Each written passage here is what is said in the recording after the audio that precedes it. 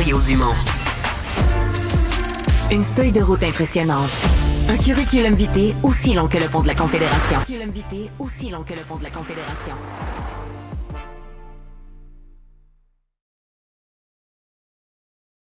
D'ici lundi, 464 millions de dollars à la justice de New York. Évidemment, c'est en lien avec sa condamnation civile en février dernier pour fraude financière. Bon, il y a différents biens immobiliers, Trump Tower, Mar-a-Lago, sa résidence en Floride. Luc, tu t'attends à quoi lundi? Une saisie, généreux donateur, sursis peut-être? C'est à moi que vous vous adressez, j'ai manqué. Oui, Luc. Excusez-moi. Trump, à l'heure actuelle, bon, il est en train de faire toutes sortes des transactions sur son fameux Truth Social, son réseau social. À quoi va mener? C'est parce qu'il y a une compagnie, il y a un shell company, une coquille vide là, qui agit dans le milieu de ça. On ne sait pas si c'est pas de là qu'il va réussir à aller chercher l'argent. Bon, ils s'en vont sur le marché public. Il est capable de trouver quelqu'un, ou il pourrait théoriquement être capable de trouver quelqu'un qui va, sur la base de cette nouvelle propriété ou de ces nouveaux dollars qui seront générés, lui avancer la somme voulue. Mais c'est des gros montants. Même les gens extrêmement riches, c'est rare, les gens qui ont 500 millions de dollars de liquidité. De liquidité, bien, c'est ça. C'est tout le problème, là. Le problème, c'est de générer... c'est pas des valises de cash, là, mais c'est quand même, c'est de l'argent, là. On n'est plus dans les valeurs. Puis c'est ce qui explique l'espèce de course contre la montre absolument folle dans laquelle il est engagé en ce moment, parce que les sommes sont tellement faramineuses, là. Et donc, est-ce qu'il va réussir à protéger ces biens extraordinaires et tellement symboliques, justement?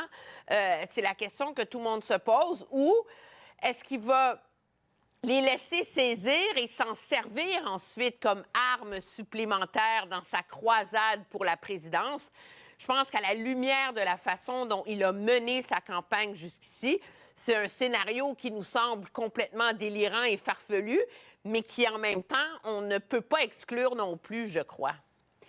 Pour rebondir, Mario, à ce que Luc disait, si on met notre entreprise sur les marchés publics, donc en bourse, est-ce qu'on peut obtenir aussi rapidement qu'en l'espace de quelques jours autant d'argent? La réponse, c'est non. C'est pour ça que Luc l'a bien expliqué. Oui. Il pourrait pas... mettons qu'il va public, même s'il le fait rapidement, il pourrait lever probablement, lui, parce qu'il est propriétaire à 58 de Trump Media, là, de Truth Media. Donc, il pourrait aller chercher peut-être 1 milliard en valeur, mais c'est interdit de vendre. Si tu fais tu fais une espèce d'opération d'entrée à la bourse d'une entreprise, tu peux pas, le propriétaire principal peut pas se mettre à vendre des actions en fou le lendemain puis le surlendemain. Donc, il n'aurait pas le droit de faire ça. Donc, tout ce qu'il pourrait faire, c'est ce que Luc a décrit. D'utiliser ça comme collatéral, de dire à quelqu'un, regarde, je te mets en garantie mes actions qui valent 1 milliard, tu me donnes, parce qu'il n'y a pas besoin de l'argent cash, il y a besoin d'un cautionnement. Ils disent en anglais un bond, là. C'est un cautionnement. Donc, que quelqu'un lui fournisse, en donnant en garantie ces actions-là, un cautionnement. Mais sincèrement, c'est pas fait. Pour ce qui est de l'image politique, moi, je pense pas qu'il peut... Tu sais, de se présenter en victime de toutes sortes de procès, c'est une chose. Mais lui, là, il se présente comme le gars riche qui a réussi en affaires, là. Tu sais, des tapes, là, des papiers collants avec du huissier qui dit que son building a été saisi, là.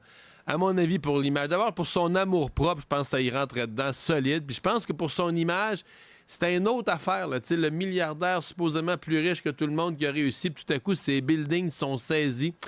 Je suis pas certain que ça serait bon pour son image, même en jouant la victime comme d'habitude. Il a réussi à vendre des tasses puis des T-shirts de lui en prison avec son mugshot et le numéro.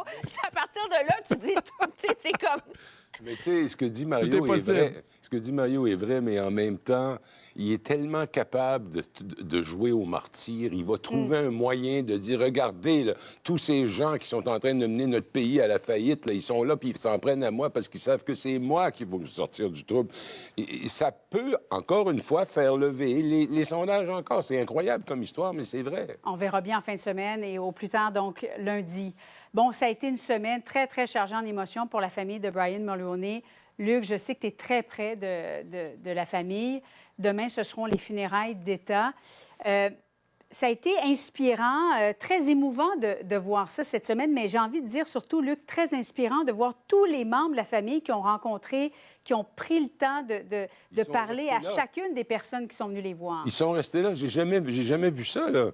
Écoutez, Mme Mulroney, là, elle n'a plus 23 ans, là, et des heures, et elle parlait avec les gens.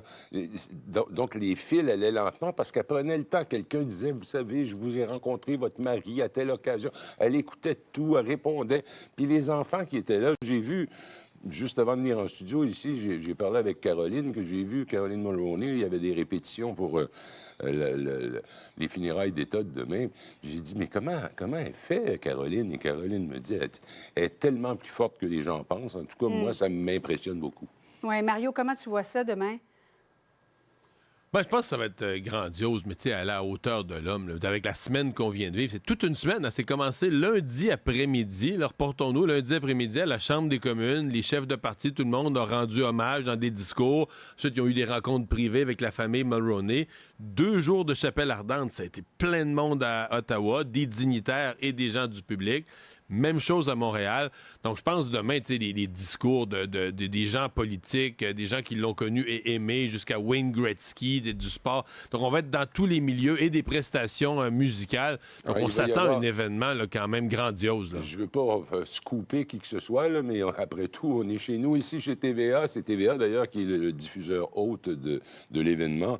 Il va y avoir des numéros, je vous le dis, les gens, si ça vous intéresse, là. La petite fille de Brian Mulroney, qui s'appelle Théodora Lépalme, va venir chanter une chanson d'Yves Montand, qui était la chanson favorite de son grand-père. C'est lui qui lui avait appris à la chanter.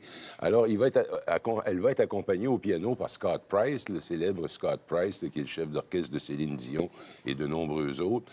L'Orchestre symphonique de Montréal va être là.